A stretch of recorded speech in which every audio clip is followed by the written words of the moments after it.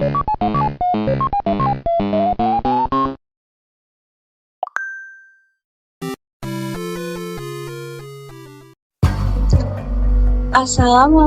warahmatullahi wabarakatuh. Di pembelajaran siang hari ini, Ibu ingin menjelaskan pengertian kode dan kodar. Sebelumnya, apakah kalian sudah tahu mengenai kode dan kodar? Nah, pastinya kalian belum tahu kan? Yuk kita belajar bersama memahami apa saja yang ada di dalam kode dan kodar. Pertama-tama, kita belajar mengetahui pengertian dari kode dan kodar terlebih dahulu ya. Kode adalah ketetapan Allah Subhanahu tentang segala sesuatu yang sudah terjadi, sedang terjadi, dan akan terjadi di alam semesta. Sedangkan kodar adalah perwujudan dari ketetapan Allah Subhanahu wa Ta'ala. Kodar juga melibatkan ketentuan Allah yang ditetapkan setelah manusia berusaha dan berikhtiar.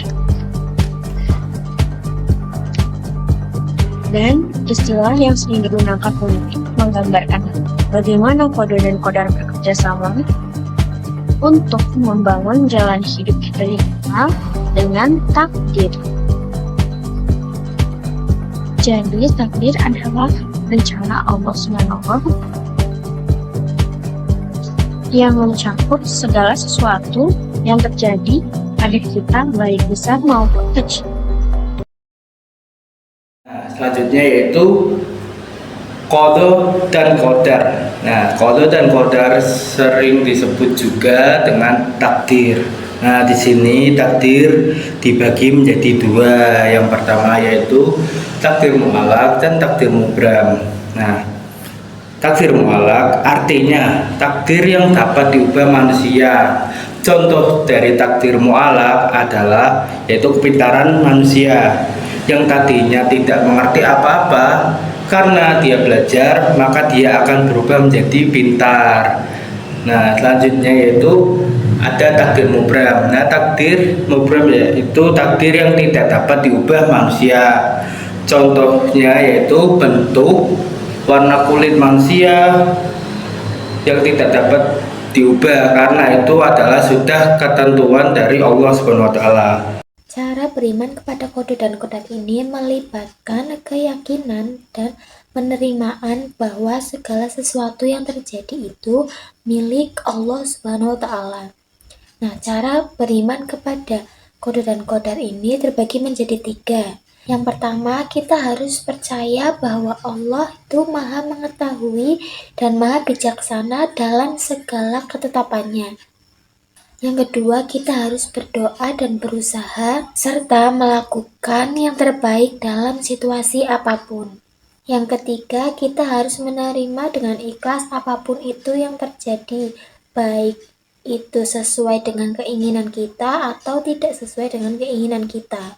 Karena Allah itu memiliki rencana yang terbaik untuk kita. Nah, ini tuh penting dipahami bahwa meskipun takdir kita sudah ditentukan oleh Allah Subhanahu wa Ta'ala, bukan berarti kita itu tidak boleh berusaha ya. Meskipun ada dari takdir yang tidak bisa dirubah, yaitu takdir mubram. Jadi tetap saja kita memiliki tanggung jawab untuk berusaha dan berdoa dalam kehidupan kita. Nah, oleh karenanya kita harus tetap berusaha untuk mencapai cita-cita kita. Nah, contohnya apabila kalian ingin menjadi dokter, maka kalian harus rajin belajar. Kemudian setelah berusaha, kita harus bertawakal kepada Allah Subhanahu wa Ta'ala dan menyerahkan segala sesuatu kepadanya. Perlu diingat, Allah Subhanahu wa Ta'ala ini memiliki rencana yang terbaik untuk hambanya, sebagaimana disampaikan dalam Quran Surat Al-Hadid.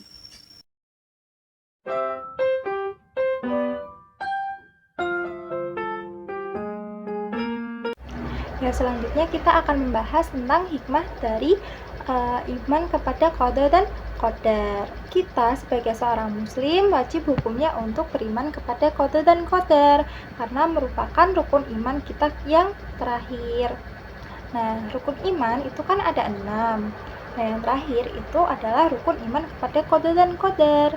Jadi, kita sebagai seorang muslim tentunya kita harus berakal sehat dan mampu untuk menjalankan ajarannya dan menjauhi larangannya. Seperti sebagaimana dengan hikmah dari qada dan qadar ini, yaitu meningkatkan keimanan dan ketakwaan kita terhadap Allah Subhanahu wa Ta'ala. Seperti dengan meyakini bahwa segala sesuatu itu adalah kehendak dari Allah Subhanahu wa Ta'ala. Yang kedua itu membuat hati lebih damai, karena kita tidak perlu menanyakan kenapa begini begitu, kenapa di dunia itu ada yang kaya dan miskin. Nah, semuanya itu sudah tercantum pada catatan atau tulisan di dalam Lauh Mahfuz. Padahal semua itu sudah ada jawabannya di dalam rukun iman, yaitu semua atas kehendak Allah. Jadi kita harus menerima dengan lapang dada. Nah, kemudian dapat memotivasi kita untuk berdoa dan tetap berusaha. Nah, kita sebagai seorang muslim itu meskipun kita percaya bahwa segala sesuatu itu merupakan ketetapan Allah, kita harus tetap berdoa dan berusaha, karena dengan usaha yang maksimal kita akan mendapatkan apa yang kita mau, apa yang kita cita-citakan. Jadi tetap berdoa dan semangat untuk berusaha dan ikhtiar. Jangan lupa dengan diiringi berdoa kepada Allah Subhanahu wa Ta'ala. Mungkin itu saja hikmah dari rukun iman.